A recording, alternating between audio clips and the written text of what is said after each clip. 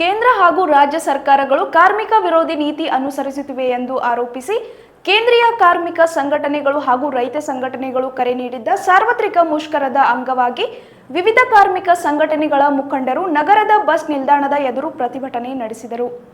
CITU, AITUC, AIUTUC, INTUC ಸೇರಿದಂತೆ ಎಡಪಕ್ಷ ಬೆಂಬಲಿತ ಕಾರ್ಮಿಕ ಸಂಘಟನೆಗಳು, ಜನವಾದಿ ಮಹಿಳಾ ಸಂಘಟನೆ, ಕರ್ನಾಟಕ ಪ್ರಾಂತ ರೈತ ಸಂಘ, ರೈತ ಕೃಷಿ ಕಾರ್ಮಿಕರ ಸಂಘಟನೆ, ಅಂಗನವಾಡಿ ನೌಕರರ ಸಂಘದ ಸದಸ್ಯರು ಪ್ರತಿಭಟನೆಯಲ್ಲಿ ಭಾಗವಹಿಸಿದರು. ಬಸ್ ನಿಲ್ದಾಣದಲ್ಲಿ ಬೇರೆ ಊರಿಗೆ ಹೊರಟಿದ್ದ ಬಸ್ಗಳನ್ನು ಕೆಲ ಕಾಲ ತಡೆದು ಆಕ್ರೋಶ ವ್ಯಕ್ತಪಡಿಸಿದರು.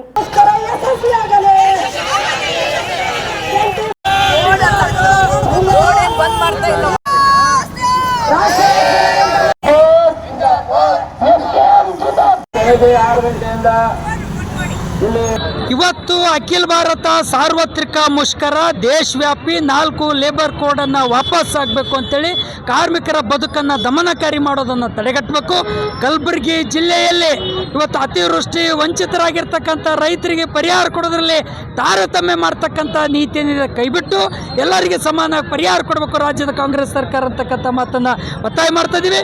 ಬೆಳೆ ವಿಮೆ ಹಣ 50 ಪೈಸೆ ಹಣ ಕೊಡಲಿಲ್ಲ, ತಕ್ಷಣ ಬೆಳೆ ವಿಮೆ ಹಣನ ಬಿಡುಗಡೆ ಮಾಡಬೇಕಂತಕ್ಕಂಥ ಮಾತನ್ನು ಆಗ್ರಹ ಮಾಡ್ತಾ ಇದ್ದೀವಿ. ಇವತ್ತು ದಿನ ಬಾಯಿ ಬಿಟ್ಟರೆ ರೈತರ ಪರವಾಗಿ, ಅನ್ನದಾತರ ಪರವಾಗಿ ರಾಜ್ಯ ಕಾಂಗ್ರೆಸ್ ಸರ್ಕಾರ ಅಂತಕ್ಕಂಥ ಮಾತನ್ನು ಹೇಳ್ತಾರೆ ಮಾನ್ಯ ಮುಖ್ಯಮಂತ್ರಿಗಳು. ಇವತ್ತು ನಾವು ಹೇಳ್ತೀವಿ, ಮೊಸಳೆ ಕಣ್ಣೀರು ಹಾಕೋದನ್ನು ಬಿಡಬೇಕು, ತಕ್ಷಣವೇ ಬೆಳೆ ವಿಮೆ ಹಣ ಬಿಡುಗಡೆ ಮಾಡಬೇಕು, ತೊಗರಿಗೆ ಇನ್ಸೆಂಟಿವ್ ಕೊಡಲಿಲ್ಲ, ಇನ್ಸೆಂಟಿವ್ ಕೊಡಬೇಕು ಅಂತಕ್ಕಂಥ ಮಾತನ್ನು ಆಗ್ರಹಿಸಿ ಇವತ್ತು ಒತ್ತಾಯನ ಮಾಡ್ತಿದ್ವಿ. ವಿದ್ಯುತ್ ಖಾಸಗೀಕರಣ, ವಿದ್ಯುತ್ ಮಸೂದೆಯನ್ನು ವಾಪಸ್ ಆಗಬೇಕು, ಸಾರ್ವಜನಿಕರ ಮೇಲೆ ಹೊರೆ ಆಗ್ತಕ್ಕಂಥ ತಡೆಗಟ್ಟಬೇಕು, ಬೀಜ ಮಸೂದೆಯನ್ನು ವಾಪಸ್ ಆಗಬೇಕು ಅಂತಕ್ಕಂಥ ಮಾತನ್ನು ಆಗ್ರಹನ ಮಾಡ್ತಿದ್ದೀವಿ. ಈಗ ನಾವು JCTU ಮುಖಾಂತರ ಇವತ್ತು JCTU ಅಂದರೆ joint committee of trade union, ಇದರಲ್ಲಿ AITUC, CITU, INTUC ಮತ್ತು UTUC ಅನೇಕ ಸಂಘಟನೆಗಳು ಇದರಲ್ಲಿ ಬರ್ತಾ ಇದ್ದಾವೆ. ಈ ಒಂದು ಸಂಘಟನೆ ಮುಖಾಂತರ ನಾವು ಏನು ಕರೆ ಕೊಡ್ತಾ ಇದ್ದೀವಿ ಅಂತಂದ್ರೆ, ಕೇಂದ್ರ ಸರ್ಕಾರ ಜಾರಿಗೊಳಿಸಿದಂಥ 4 ಲೇಬರ್ ಕೋಡ್ಗಳನ್ನು ಇಮಿಡಿಯೇಟ್ ಆಗಿ ಹಿಂಪಡೆಯಬೇಕು. ಅದರ ಜೊತೆಗೆ ಕಾರ್ಮಿಕರಿಗೆ ಮಿನಿಮಮ್ ವೇಜಸ್ ಆ್ಯಕ್ಟನ್ನು ಪುನಃ ಜಾರಿಗೊಳಿಸಬೇಕು. ಅದರ ಜೊತೆಗೆ ಕಾರ್ಮಿಕರ ದುಡಿಯುವಂಥ ವರ್ಗಕ್ಕೆ 8 ತಾಸು ಕೆಲಸವನ್ನು ಇರುವಂಥ 12 ತಾಸನ್ನು ಮಾಡಿದ್ದಾರೆ, ಅದನ್ನು ಹಿಂಪಡೆಯಬೇಕು. ಮಹಿಳೆಯರು ದಿನವಿಡೀ ಕೆಲಸ ಮಾಡ್ತಿದ್ದಾರೆ, ಅವರಿಗೆ ರಾತ್ರಿ ಪಾಳಿಯಲ್ಲೂ ಕೂಡ ಕೆಲಸ ಮಾಡಬೇಕು ಅಂತ ಹೇಳ್ತಾ ಇದ್ದಾರೆ, ಅದನ್ನು ಹಿಂಪಡೆಯಬೇಕು. ಮತ್ತು ಅವರ ಸುರಕ್ಷಿತ ದೃಷ್ಟಿಯಿಂದ ಅವರು ದಿನದಲ್ಲಿ ಮಾತ್ರ ಕೆಲಸ ಮಾಡಬೇಕು ಅನ್ನುವಂಥ ಮನೋಭಾವನೆ ಬೇಕು. ಮತ್ತು ಅದ್ರ ಜೊತೆಗೆ ಮೋದಿಯವರು ಇವತ್ತು ನಾವು ಯಾವುದೇ ಲೇಬರ್ ಇರ್ಬೋದು, ಇವತ್ತು ಕಟ್ಟಡ ಕಾರ್ಮಿಕ ಇರ್ಬೋದು, ಇವತ್ತು ಹೊಲದಲ್ಲಿ ಕೆಲಸ ಮಾಡುವಂಥ ಕೂಲಿ ಕಾರ್ಮಿಕರಿರ್ಬೋದು, ಕಾರ್ಖಾನೆಯಲ್ಲಿ ಕೆಲಸ ಮಾಡುವಂಥ ಕಾರ್ಮಿಕರಿರ್ಬೋದು, ಬ್ಯಾಂಕಲ್ಲಿ ಕೆಲಸ ಮಾಡುವಂಥ ಕಾರ್ಮಿಕರಿರ್ಬೋದು, ಅಥವಾ ರೈಲ್ವೆ ಇಲಾಖೆಯಲ್ಲಿ ಮಾಡುವಂಥ ಕೆಲಸ ಕಾರ್ಮಿಕರಿರ್ಬೋದು, ಯಾವುದೇ ಕಾರ್ಮಿಕರು ಇವತ್ತು ಅವರು ವಿರೋಧಿ ನೀತಿಯನ್ನು ಅನುಭವಿಸ್ತಾ ಇದ್ದಾರೆ. ಈ ವಿರೋಧಿ ನೀತಿಯಿಂದ ಇವತ್ತಿನ ದಿವಸ ನಾವು ಕೇಳ್ತಾ ಇದ್ದೀವಿ ಮೋದಿಯವರೇ, ಕಾರ್ಮಿಕರಿಗೆ ನೀವು ಏನನ್ನು ಮಾಡಿದ್ದೀರಿ, ನೀವು ಯಾಕೆ ವಿರೋಧ ಮಾಡ್ತಾ ಇದ್ದೀರಿ, ಕಾರ್ಮಿಕರು ನಿಮಗೆ ಏನು ಮಾಡಿದ್ದಾರೆ, ಕಾರ್ಮಿಕರು ಇಲ್ಲದೆ ಈ ದೇಶ ನಡೆಯೋದಿಲ್ಲ. ಹೇಳಿ ಮೇಡಮ್. ಕೇಂದ್ರ ಸರ್ಕಾರ ಕಾರ್ಮಿಕರನ್ನು ಸಂಪೂರ್ಣ ಗುಲಾಮರನ್ನಾಗಿ ಮಾಡುವಂಥ 4 ಸಂಹಿತೆಗಳನ್ನು ಅದು ಜಾರಿ ಮಾಡ್ಯದ.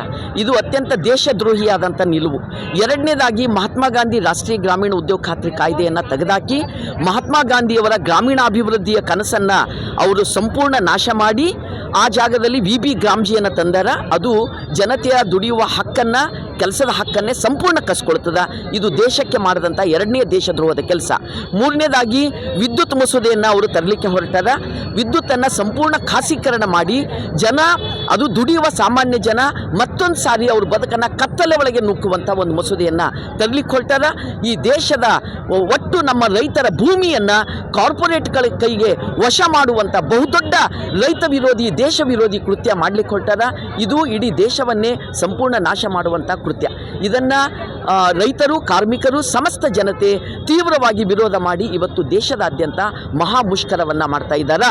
ಮತ್ತು ಕರ್ನಾಟಕ ಸರ್ಕಾರವೂ ಸಹಿತ ಈ 4 ಸಂಹಿತೆಗಳು, ಕಾರ್ಮಿಕ ವಿರೋಧಿ 4 ಸಂಹಿತೆ, 8 ಗಂಟೆಯಿಂದ 12 ಗಂಟೆ ದುಡಿಯೋದು, ಸಂಘಟನೆ ಕಟ್ಕೊಳ್ಳೋ ಹಕ್ಕಿಲ್ಲದೆ ಇರೋದು, ಬಂಡವಾಳಶಾಹಿಗಳಿಗೆ ತಮ್ಮ ಫ್ಯಾಕ್ಟ್ರಿಯನ್ನು ಏನೂ ಕಾರಣ ಇಲ್ಲದೆ ಮುಚ್ಚಾಕುವಂಥದ್ದು, ಇಂಥ ಎಲ್ಲವುಗಳನ್ನು ತಂದಿರೋದಲ್ಲ.